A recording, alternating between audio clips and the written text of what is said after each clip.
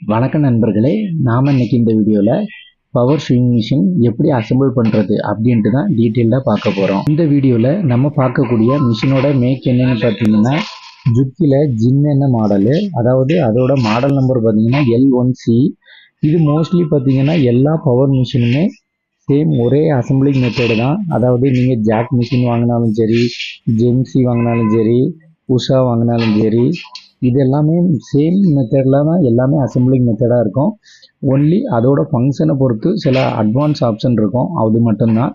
மற்றபடி எல்லாமே same method தான். நீங்கள் எந்த மிஷின் வாங்கினாலும் இதே மெத்தடே நீங்கள் ஃபாலோ பண்ணிக்கலாம்.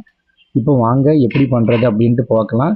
இது A to Z full complete அன்பாக்சிங்கில் இருந்து ஃபிக்ஸ் பண்ணி அதை ரன் பண்ணுறது வர ஃபுல் வீடியோஸ் இதில் இருக்குது.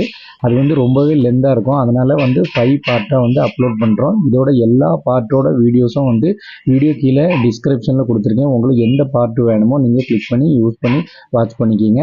இந்த வீடியோ உங்களுக்கு யூஸ்ஃபுல்லாக இருக்கும்னு நம்புகிறேன். வாங்க வீடியோக்குள்ளே போகலாம்.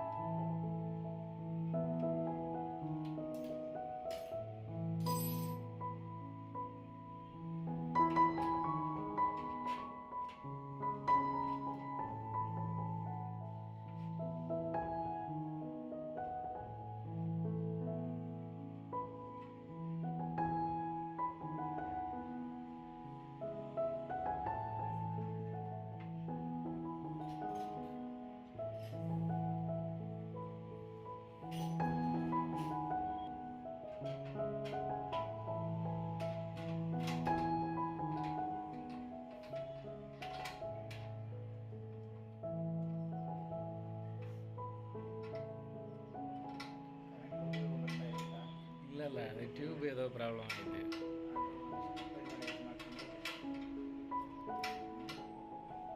டியூப் ப்ராப்ளம் ஆகிட்டு